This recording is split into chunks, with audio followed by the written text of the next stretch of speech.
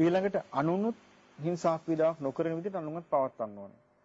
පින්වත්නි මේ මෛත්‍රිය හදාගන්න පුළුවන්. ඒ කියන්නේ දැන් මෛත්‍රිය පුරුදු කරන කෙනෙකුට ඉස්සලාම වුමනයි මේ මනුස්ස ජීවිතේ වටිනාකම තේරුම් ගනින්න. මොකද බුදුරජාණන් වහන්සේ දේශනා කළ ආනන්ද හාමුදුරන්ට ආනන්දය මේ මිනිස්යා කෙරෙහි මෛත්‍රියක් තියෙනවා නම් අනුකම්පාවක් තියෙනවා නම් දයාවක් තියෙනවා නම් ඒකේ නාම බුදුරජාණන් වහන්සේ කෙරෙහි හිත පහදවන්න කිව්වා. ඒ ධර්මයේ කෙරෙහි හිත පහදවන්න කිව්වා. ශ්‍රාවක සංඝයා කෙරෙහි හිත පහදවන්න කිව්වා. මෙන්න මේක තමයි මේ මෛත්‍රියට උවමනා කරන මූලික දේ. ඊළඟ එක තමයි දැන් මෛත්‍රිය ඇති කර ගැනීමේදී ඒ මෛත්‍රිය තියෙනවා නම් කවදාවත් තවත් කෙනෙකුට හිංසා කරන්න, අපහාස කරන්න, ගරහන්න, නිඳා කරන්න පෙළඹෙන්න බෑ කිසි කෙනෙකුට එහෙම. පෙළඹෙන්න බෑ. ඒතර යම් කිසි කෙනෙක් කිම පෙළඹෙනවා නම් දැන් අපි ගත්තොත් නිගණ්ඨනාථ පුත්‍රගේ ඉරෝලූපති කියම අන්තිම අසාර්ථකයි. එයා විරාගී කියලා එයා හිටිය අඳුන්නේ නැතුව අන්තිම අසාර්ථකයි. එතකොට නමුත් සාමාන්‍ය ලෝකේ රැවටෙනවා. ඒ නිසා අපි හොඳට තේරුම් ගන්න ඕනේ මේ මෛත්‍රිය කියන්නේ මොකක්ද කියලා. දැන් මෛත්‍රිය කියන්නේ අපි කරුණාවකින් මෛත්‍රියකින් ඉන්න ඕනේ, දයානුකම්පාවකින් ඉන්න ඕනේ යහපතට. ඒතර යහපතට තියෙන හානිය මොකක්ද? යහපතට තියෙන හානිය තමයි වෛර කිරීම.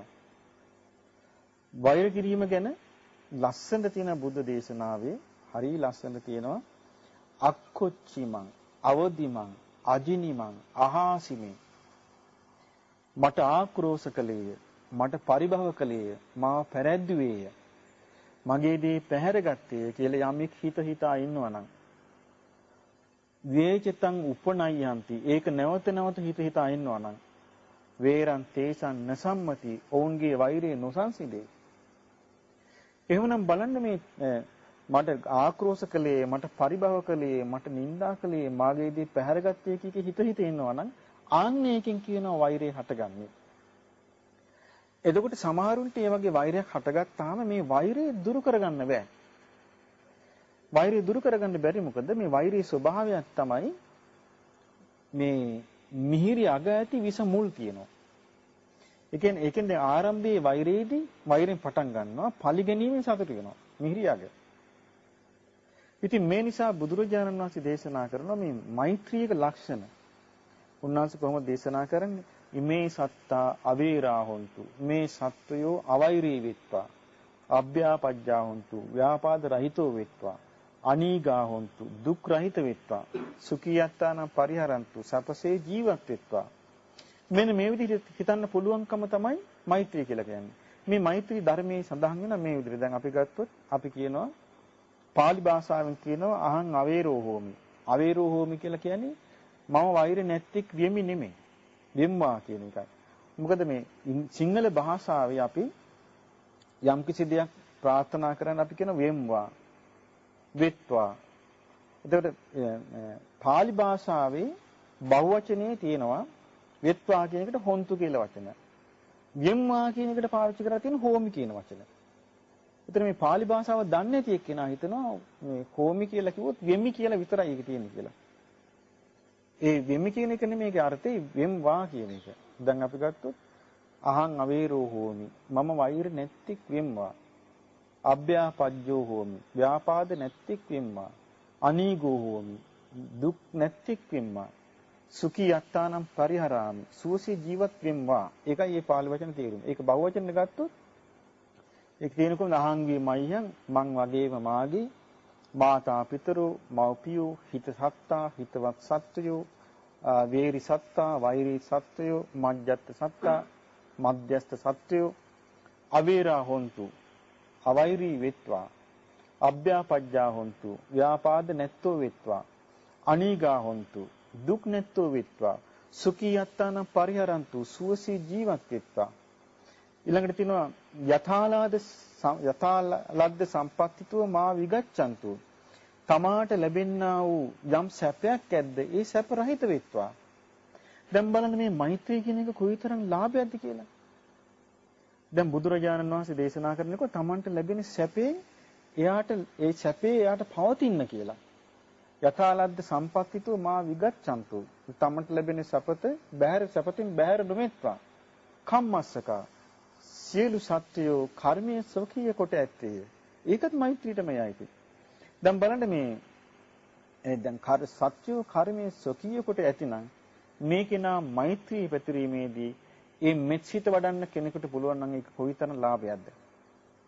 ඒ නිසා පින්වතුනි අපි හොඳට තේරුම් ගන්න ඕනේ මේ මම මෛත්‍රී කරනවා මම මෙත්සිතෙන් ධර්මයේ කියනවා මම මෙත්සිතින් පොත් ලියනවා කිව්වට මේ වචනේ කිව්වට මේ මෛත්‍රිය ඉන්නේ නැහැ.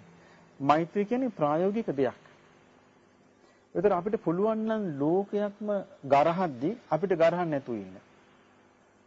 ලෝකයක්ම අපහාස කරද්දී අපිට පුළුවන් නම් අපහාස කරන්න නැතුව ඉන්න.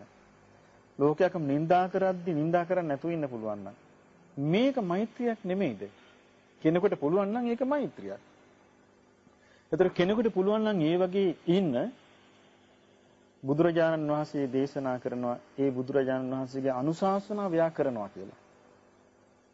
මේ නිසා මා හිතන්නේ අපිට වෙනදාටත් වඩා මේ මෛත්‍රිය කියන එක අපිට සාමාන්‍ය කියන්නේ ලෝකයාට බුද්ධ කාලෙත් මෛත්‍රිය කියන එක අවශ්‍යයි. අදත් මෛත්‍රිය කියන එක අවශ්‍යයි. මිනිස්යන්ටත් අවශ්‍යයි. අමනුෂ්‍යයන්ටත් අවශ්‍යයි. දෙවියන්ටත් අවශ්‍යයි. මේ හැමෝටම මෛත්‍රිය කියන එක අවශ්‍යයි. දැන් අපිට මතකයි ඔබ කවුරුත් දන්නවා ඇති කරණීයමෙත්ත සූත්‍රය. කරණීයමෙත්ත සූත්‍රයේ තියෙන මෛත්‍රිය ගැන. කරණීය මෙත්ත කියලා අපි කියන්නේ මෛත්‍රී කළ යුතු ආකාරය ගැන කරණීයමෙත්ත සූත්‍රය. ඒ සූත්‍රයේ තියෙනවා පසුබිම් කතාවක්. මේ පසුබිම් කතාව තියෙන්නේ බුදුරජාණන් වහන්සේගේ කාලේ භික්ෂුන් වහන්සේලා 69ක් මුන්වහන්සේගෙන් භාවනාව ඉගෙනගෙන වස් කාලික වනාන්තරයකට ගියා භාවනා කරන්න. ගියා මේ වනාන්තරයේ ගස් වලට අධිග්‍රහිතව හිටිය දෙවිවරු. එතකොට ඒ කාලේ බුද්ධ ශාසනය එච්චර පැතිරිලා තිබුණේ නැහැ. නමුත් ඉතින් අර දෙවිවරු අර ගස් වල හිටියා. මේ ස්වාමින් වහන්සේලා මේ වනාන්තරයට ගියපු ගමන් අර ගස් වල හිටපු වෘක්ෂ දේවතාවරු ඔක්කොම ගස් වලින් වැටුණා.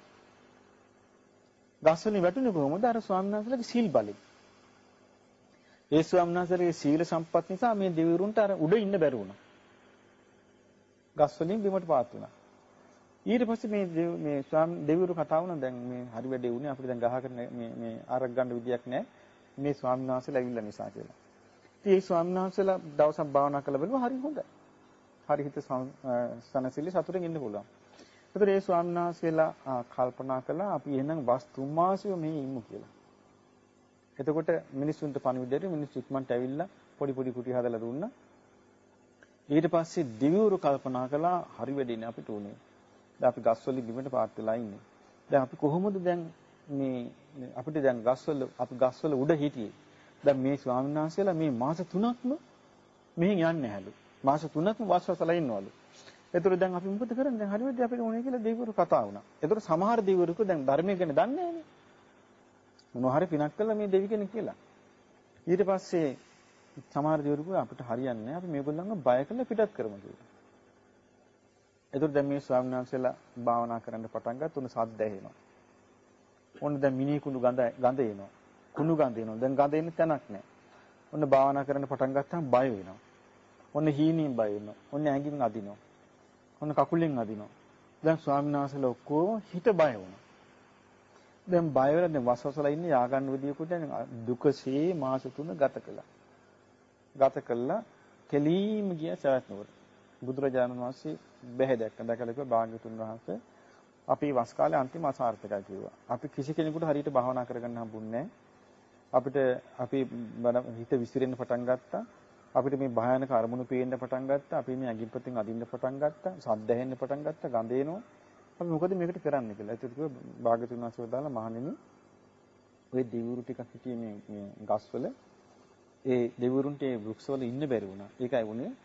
ඉතින් ඒ දෙවිවරුන්ට මේ කාටත් ඉන්න පුළුවන් හැටියට මෙන්න මේක ඉගෙන ගන්න කියලා මෛත්‍රී භාවනාව පුරුදු කරලා පිටත් කළා.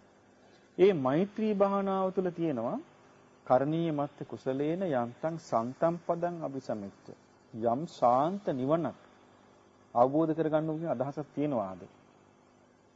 අන්න ඒක නා තමයි ඒක නා ඒ යහපත හඳුනා ගන්න දක්ෂ කෙනා. අත්ත කුසල කිව්ව යහපත හඳුනා ගන්න දක්ෂ කෙනා මේ නිවන අවබෝධ කරගන්න අදහසක් තියෙනවද? සක්කෝ ඒ කෙනා දක්ෂ කෙනෙක් වෙන්න ඕන කියනවා. ඒ වගේම සුජූච එයා මනා ඍජු වෙච්ච කෙනෙක් වෙන්න ඕන. සූජුච ගොඩාක් ඍජු කියලා කියන්නේ හරියට අවංක කෙනෙක් වෙන්න ඕන කියනවා. ඊළඟට සුවචෝ චස්ස මුදුවනතිමානි. සුවච කියන්නේ කියන දේ අහන කෙනෙක් වෙන්න ඕන කියනවා. මුරුදු වෙච්ච කෙනෙක් වෙන්න ඕන කියනවා. අනතිමානි මානකාර නැතු ඉන්න ඕන කියනවා. ඊළඟට තියෙනවා සන්තුස්සකෝච. එයා ලැබිච්ච දෙයින් සතුටු වෙන කෙනෙක් වෙන්න ඕන කියනවා. සුබරෝච. එයා ඕන කෙනෙකුට පහසුවෙන් නඩත්තු කරන්න පුළුවන් වෙන්න ඕන කියනවා. අප්පකිච්චෝච. එයාට වැඩ අඩු කරගත්තු කෙනෙක් වෙන්න ඕන කියනවා. සල්ලහුක උත්ති. සැහැල්ලු පැවතුම් ඇති කෙනෙක් වෙන්න ඕනේ. සන්තින්ද්‍රියෝච.